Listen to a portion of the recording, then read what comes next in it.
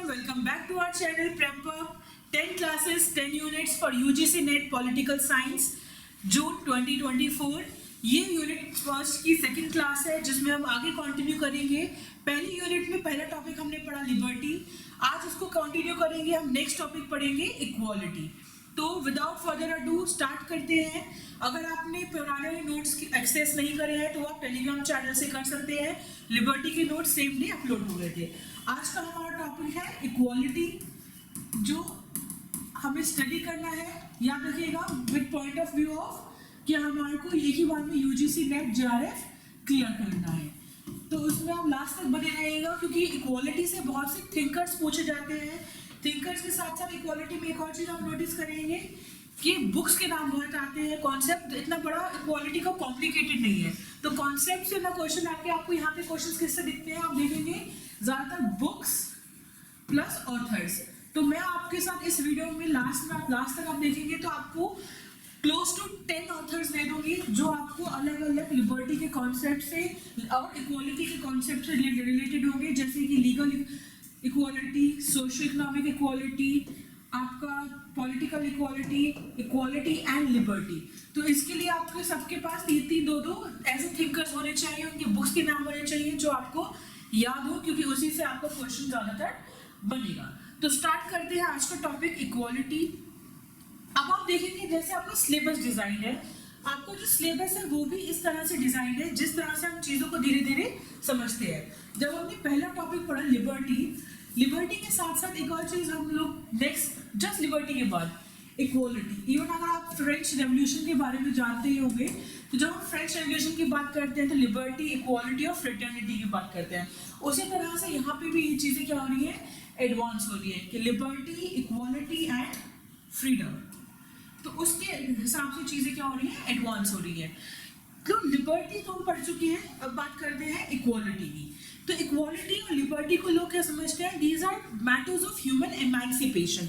Human emancipation word आप paper में बहुत बार देखेंगे। इसका मतलब क्या है कि आपको ह्यूमंस को एम्पावर करना है। अगर कहीं भी जो ह्यूमन इनइक्वालिटीज हैं वो सफर कर रहे हैं तो उनको अपलिफ्ट करना है। ये एक लार्जर आइडिया था जहां से आपका इक्वालिटी का कॉन्सेप्ट आया। बट बहुत बार क्वेश्चन में आ जाता है कि इक्वालिटी का कॉन्सेप्ट लिंक्ड कहाँ से है। तो याद रखिएगा it has come from the question और ओरिजिन्स ऑफ राइट। तो जहां पर भी आप राइट्स की बात करेंगे, द क्वेश्चन ऑफ राइट्स, वहां ऑटोमेटिकली आपको इक्वालिटी का एक कॉन्सेप्ट अपने आप दिखेगा। तो बहुत बार आपसे क्वेश्चन में भी ये पूछ लिया जाता है, जैसे आपके स्टेटमेंट ए एंड बी होता है तो आपका स्टेटमेंट ए राइट्स के ऊपर होता है और आपका स्टेटमेंट बी क्या होता है, इक्वालिटी रिलेटेड या वाइस वर्सा। बहुत बार आप क्वेश्चन पेपर में ऐसे सवाल देखेंगे और उसमें पूछ लिया जाता है कि क्या ए एंड बी सही है या इंटरलिंक्ड है। तो अगर आपको पता हो बेसिक्स, तो इक्वालिटी का जो नेचर है वो राइट्स में छुपा हुआ है। जब हम राइट्स की बात करते हैं वहां से हमें जो आपके राइट्स कौन से तरीके के, अगर आपसे अगर और डिटेल में पूछ लिया जाए, वैसे इतना डिटेल में आता नहीं है, तो किस तरह के राइट्स से आपको जो है इक्वालिटी आएगी, जो आपके बेसिक राइट्स होते हैं या जो आपके ह्यूमन राइट्स होते हैं वहां से, या नेचुरल राइट्स। सबसे बेसिक है आपका नेचुरल राइट्स। जहां पे भी नेचुरल राइट्स की बात होगी वहां पे आप इक्वालिटी की बात करेंगे। तो ऐसे करके जो इक्वालिटी का कॉन्सेप्ट था वो स्टार्ट हुआ। अलग अलग थिंकर्स ने, like always in political science, numerous thinkers, numerous concepts, लेकिन जो बेसिक स्टार्ट था वो था एरिस्टोटल से। एरिस्टोटल हम लोगों ने पढ़ा भी था।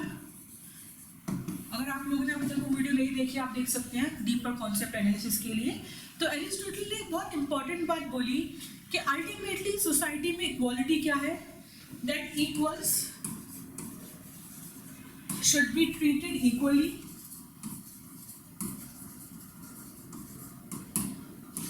एंड अनइक्वल्स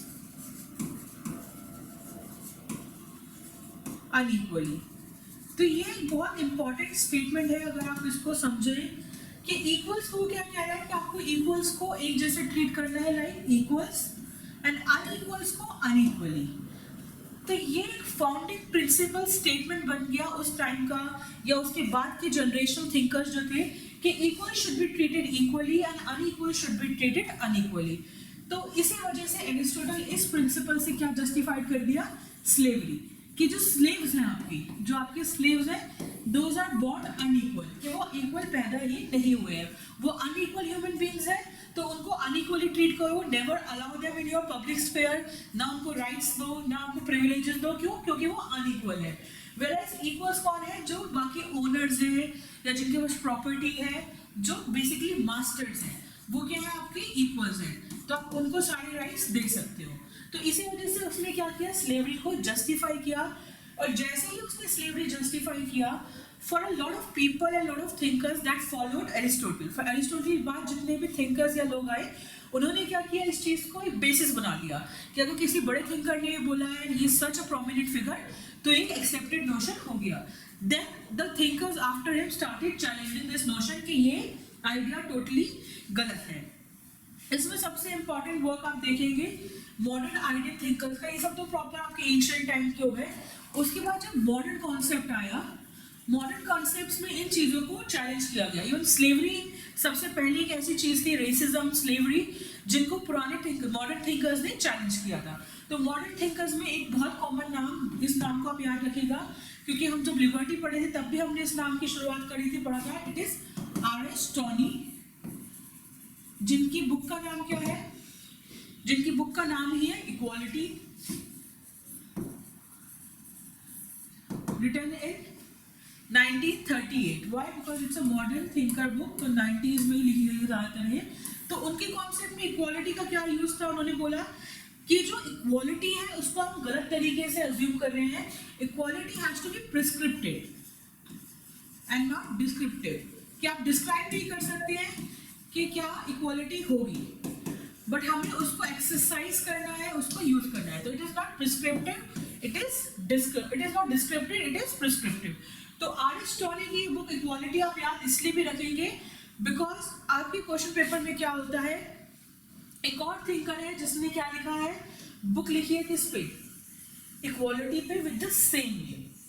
तो उसमें क्या होता है, आप बहुत बार कंफ्यूज हो जाते हैं कि अब मे बी हम लोगों ने सिर्फ R.S. टॉनी पढ़ा था या हमने दूसरा थिंकर पढ़ा, या कभी कभार ऐसे सिर्फ डेट मैच करने के लिए आ जाती है। तो दूसरा थिंकर जिन्होंने सेम नेम पे बुक लिखी है, कॉन्सेप्ट उनका थोड़ा वेरी करता है, इज जॉन रीस। जॉन रीस, उनकी बुक का नाम क्या है? इक्वालिटी, बट उनका ईयर वेरी कर रहा है। ये वाली बुक लिखी गई थी 38 में, उनकी वाली बुक लिखी गई थी 1971 में, जब इंडिया से बांग्लादेश लिबरेशन मूवमेंट हुआ था, वो वाला ईयर। तो ये दो बुक्स हैं, सेम टाइटल है, सेम कॉन्सेप्ट है, बट दो अलग ऑथर्स ने लिखी है। तो कभी कभार एग्जाम में क्या होता है, ये चीजें आप भूल जाते हैं, कंफ्यूजन क्रिएट करने के लिए ऐसे क्वेश्चंस आ जाते हैं, तो आपको ये बातें पता होनी चाहिए। उसके बाद एक और बुक आई जिसने इक्वालिटी को किस बेसिस पर डिस्कस किया, at the basis of class, कि क्लास बेस जो ऑर्डर है उसकी वजह से इनइक्वालिटी क्रिएट हो रही है, ये क्लासेस में कैसे इक्वालिटी क्रिएट हो सकती है। उसके जो ऑथर थे उनका नाम था टॉम बॉटममोर, और उनकी बुक का नाम क्या था? Classes in modern society. इसमें भी उन्होंने किसकी बात की है? The concept of the talk about equality, classes in modern society, 1965 में लिखी गई। तो धीरे धीरे आप देख रहे हैं अब क्या हो रहा है, कॉन्सेप्ट ऑफ इक्वालिटी जो है वो आगे बढ़ रहा है। किसी ने कुछ बोला, फिर काउंटर आया, फिर उसकी नेक्स्ट जो जनरेशन थी और एक रेंज ऑफ थिंकर्स थे, उन्होंने उस चीज को क्रिटिक करना शुरू किया। इसमें सबसे इंपॉर्टेंट नेम आप देखेंगे वो है रूसो का। Rousseau is the intellectual father of French revolution.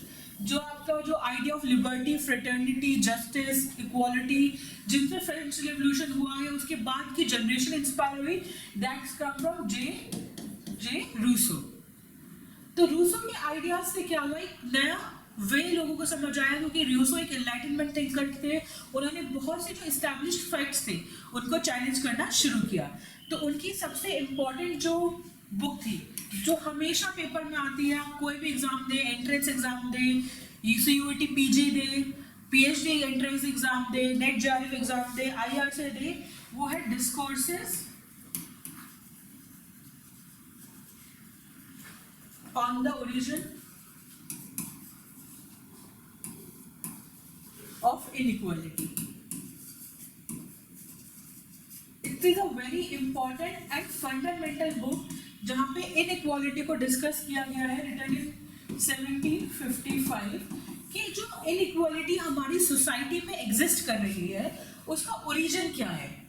तो उसके ओरिजिन को उन्होंने डिस्कस करते हुए दो तरीके की इनइक्वालिटीज को समझाया. उस ओरिजिन को उन्होंने कहाँ से लाया कि एक तो हमारी होती है नेचुरल इनइक्वालिटी और एक होती है कन्वेंशनल इनइक्वालिटी.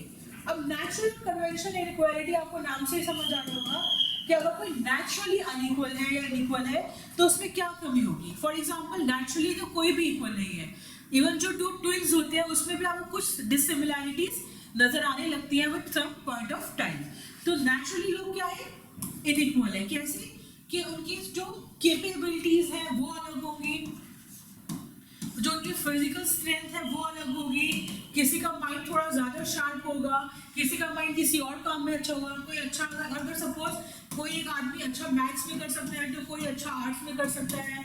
सो सबकी कैपेबिलिटीज नेचुरली डिफरेंट है. नेचुरली फिजिकल कैपेसिटीज वेरी करती हैं.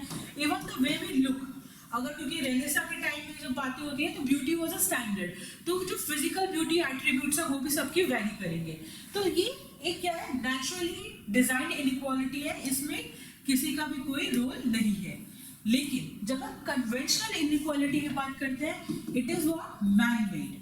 मैन मेड इनइक्वालिटी किस टर्म्स में, in the terms of wealth, privilege, कि किसको क्या मिलना चाहिए, किसको क्या नहीं मिलना चाहिए, classes, orders, grade, even gender based hierarchies, ये सब क्या है, ये सब क्या है, सिर्फ कन्वेंशनली मैन मेड बनाई गई है.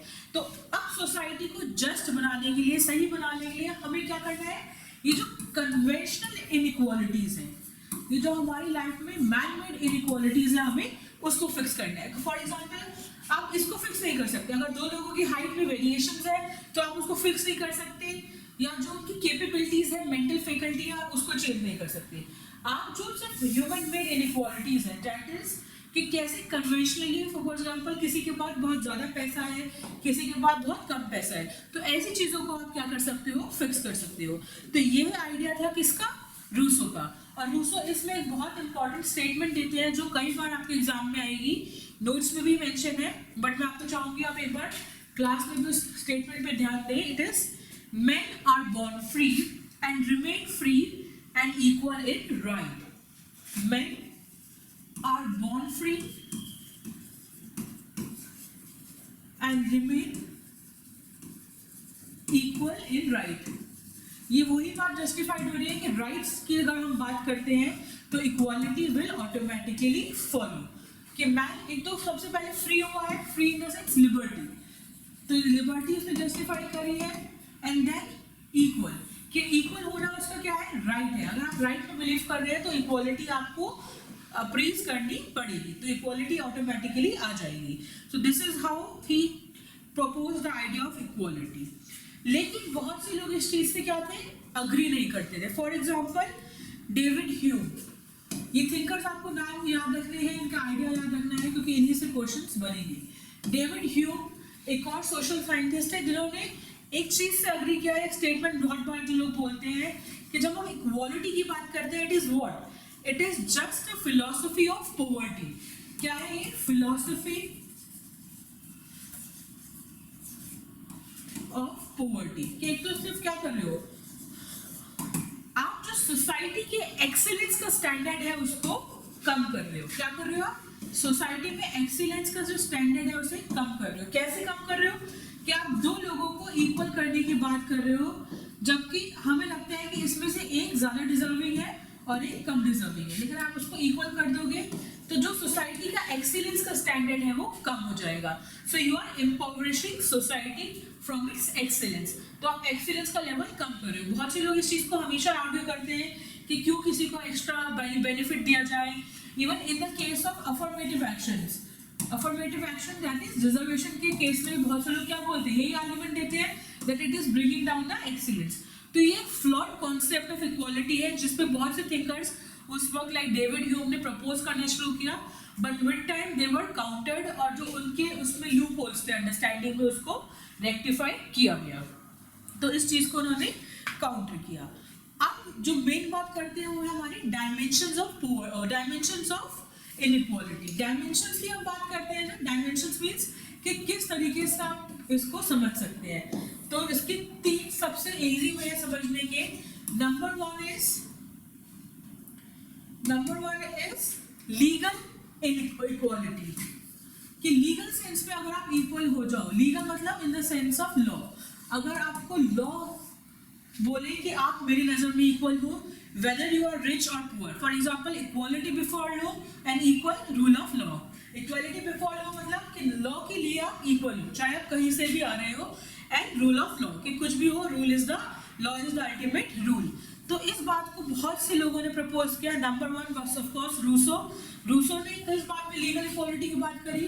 रूसो की जो किताब है जिसका नाम है सोशल कॉन्ट्रैक्ट, प्लीज इस पेज को ध्यान से देखिएगा क्योंकि इसमें हम सारी इंपॉर्टेंट बुक्स कवर करेंगे और ऑथर्स को कवर करेंगे। तो आप चाहे तो स्क्रीनशॉट ले लेंगे बाद में। रिटन इन 1762, उसमें उसने क्या बोला कि लीगल इक्वालिटी होना बहुत जरूरी है। Then next thinker number 1, number 2 is Ernest Barker,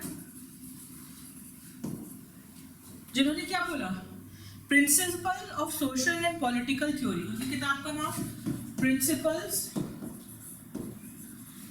of social and political equality. इस बुक में उन्होंने क्या बोला कि जो अल्टीमेट सोशल और पॉलिटिकल इक्वालिटी का प्रिंसिपल है वो क्या है कि लीगली सबको आप इक्वल करो, जो लॉ है वो सबके लिए इक्वल होना चाहिए। 1951 में पब्लिश हुई। Then next thinker we have is J.R. Lucas. आप देखेंगे अगर आप कोई भी क्वेश्चन पेपर उठा के देखें उनमें आप यही नेम रिपीटेडली देखेंगे, किसी ना किसी तरीके से इन्हीं से क्वेश्चंस पूछते हैं। इनकी बुक का नाम प्रिंसिपल ऑफ पॉलिटिक्स। याद रखिएगा, आप नेम्स में कंफ्यूज मत होइए, यहाँ पे भी प्रिंसिपल है, यहाँ पे भी प्रिंसिपल्स ऑफ पॉलिटिक्स। कि अल्टीमेटली पॉलिटिक्स के प्रिंसिपल में क्या है कि इक्वालिटी को आप स्टैंडर्डाइज करिए, लीगली इक्वालिटी को सबको दें। तो जब तक इक्वल एक्सेस ऑफ लॉ नहीं होगा सबके पास तब तक इक्वालिटी एस्टैब्लिश नहीं हो पाएगी। तो लूकस ने क्या बोला, इक्वल एक्सेस टू लॉ, कि इक्वल एक्सेस होना चाहिए किसके लिए, लॉ के लिए, तभी आप इक्वालिटी को एस्टैब्लिश कर सकते हो। Another thinker for legal equality is Laski, Harold J Laski, जिसके बारे में हमने लास्ट क्लास में भी डिस्कस किया था। लास्की आल्सो बिलीव्स कि it is important to have legal equality. उनकी बुक का नाम state in theory and practice. लेकिन उन्होंने एक और चीज करी, उन्होंने इस आइडिया को क्रिटिसाइज किया किस लेवल पे कि थ्योरेटिकली तो ये आइडियाज बहुत अच्छे लगते हैं कि हमें इक्वालिटी एस्टैब्लिश करनी है through law and practice, but जब हम सब प्रैक्टिस करते हैं तो हमारी सोसाइटी में इतनी इनइक्वालिटीज हैं और अल्टीमेटली जिसके पास वेल्थ होगी, जिसके पास ज्यादा पैसा होता है, हु कैन अफोर्ड लीगैलिटी, सिर्फ वही लोगों का फायदा होता है। रिटर्न इन 1935। तो अल्टीमेटली जिसके पास क्या होगा, पैसा ज्यादा होगा, वही क्या करता है, उस इक्वालिटी को अफोर्ड कर पाता है। तो जो अफोर्डेबिलिटी और जो क्लास और कास्ट के बीच में, जो क्लास और मनी के बीच में जो एक नेक्सस चल रहा है इन द स्टेट, उसको उन्होंने यहाँ पॉइंट आउट किया। एक और बुक जो इन्होंने लिखी which is also relevant for the Indian context, आप इसका पहले एक स्क्रीनशॉट ले लीजिए ताकि आपको कोई दिक्कत ना हो याद रहे ये बुक्स। ऑल्दो अगर आप नहीं भी लेते हैं तो नोट्स में ये सारी चीजें गिवन है, नोट्स आप पेपर के टेलीग्राम चैनल से ले सकते हैं। इन्होंने एक और बुक लिखी है जो इंडियन कॉन्टेक्स्ट में कभी कभार क्वेश्चन में आ भी जाता है कि लास्ट की कौन सी बुक आपको लगता है कि is relevant for the Indian context. It is parliamentary government in Britain, parliamentary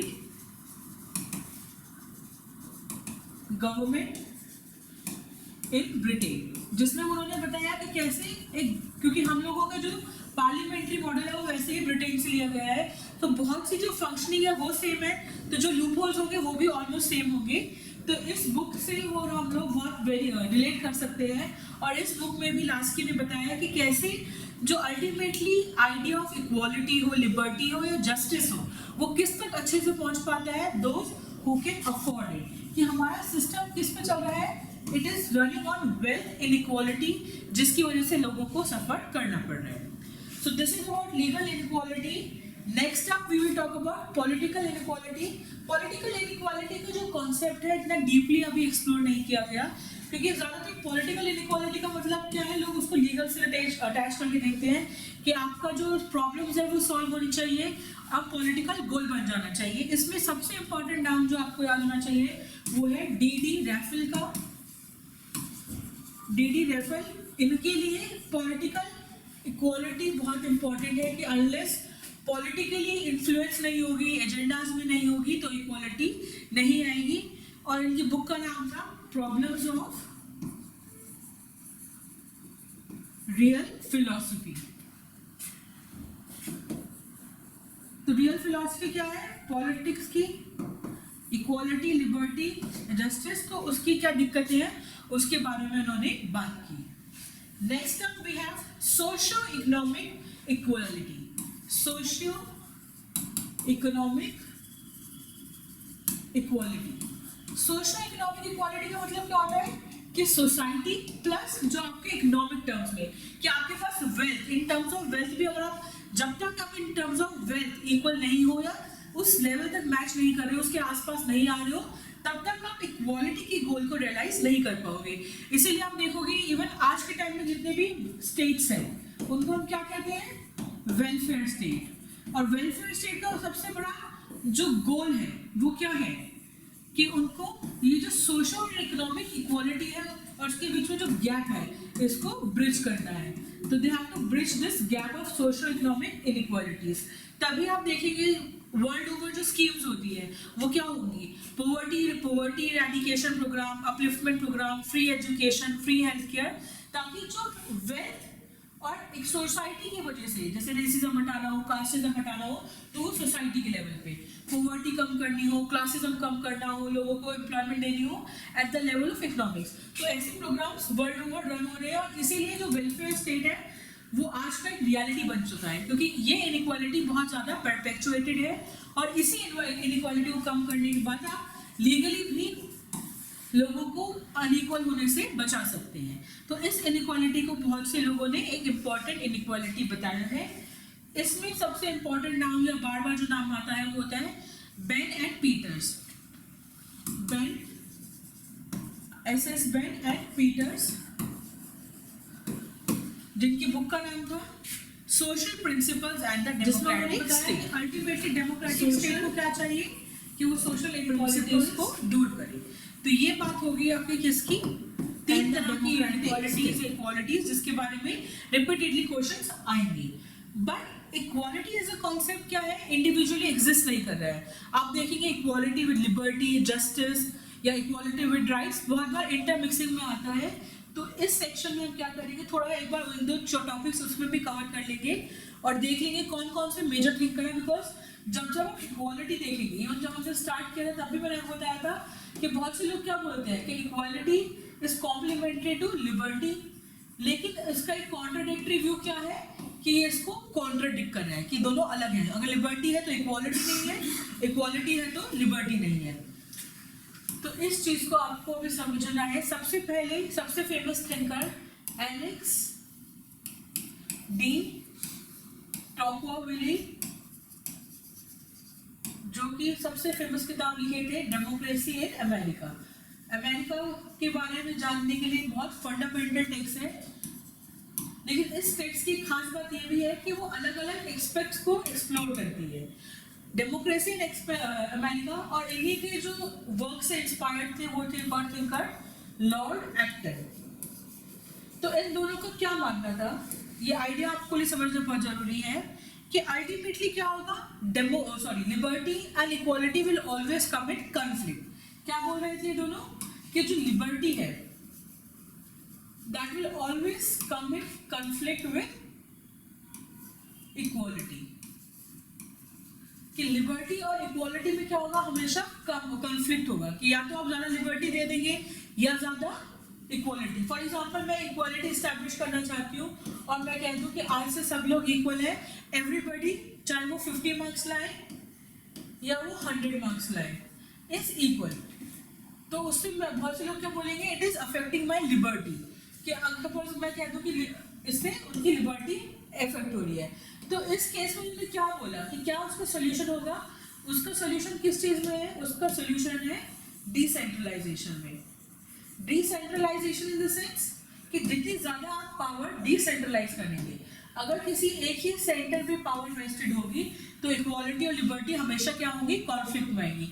but जितनी ज्यादा आप पावर को डिसेंट्रलाइज करेंगे, पावर डिसेंट्रलाइज सबसे ज्यादा कहाँ होती है, डेमोक्रेसी में। तो डेमोक्रेसी अगर जहां पर होगी वहां पे ये जो कॉन्ट्रडिक्शन है बिटवीन इक्वालिटी और लिबर्टी वो कम हो जाएगा। तो rather than being कॉन्ट्रडिक्टरी वो क्या हो जाएगी, कॉम्प्लीमेंट्री।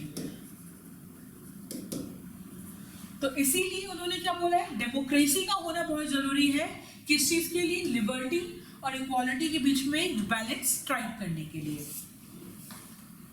ओके, इसके बाद एक और थिंकर जिसके बारे में हमने पढ़ा, उसके बारे में हम लोग थोड़ा सा देख लेते हैं, जो कि इस आइडिया को फर्दर डिस्कस कर रहे हैं लिबर्टी और इक्वालिटी के लिए। और ज्यादातर थिंकर्स में देखिए वो किसको प्रेजेंट कर रहे हैं, लिबर्टी को। व्हाई, बिकॉज ये सारे कौन से थिंकर्स हैं, ज्यादातर जितने हम थिंकर्स पढ़ते हैं इसका बहुत कॉमन अंडरस्टैंडिंग है कि these are western thinkers, western scholars. और वेस्ट में हमेशा किस चीज को ज्यादा, हम लोगों ने जो शुरू की क्लासेस में भी डिस्कस किया है पहले भी, कि वेस्ट में लिबर्टी को बहुत ज्यादा बड़ा वर्च्यू माना गया, उनके लिए लिबर्टी बहुत ज्यादा इंपॉर्टेंट है।